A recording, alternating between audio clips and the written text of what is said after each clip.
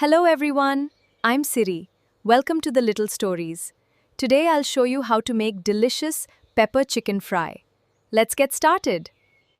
These are our fresh ingredients. Fresh ingredients always give the best flavor. And here's my first tip. Always wash the chicken thoroughly before cooking.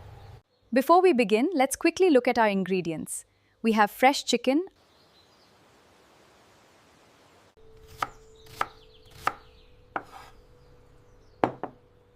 Now let's prepare the ginger and garlic. Fresh ingredients always make the flavor better.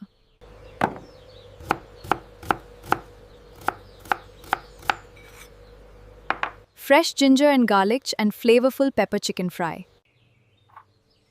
Mix everything really well so every piece absorbs the delicious flavors. Let it marinate for at least 30 minutes for the best taste. Let's heat the oil first. Once it's hot, add fresh curry leaves. They give the dish a wonderful aroma.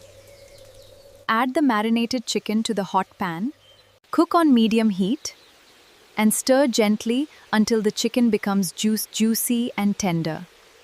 This helps every piece cook evenly.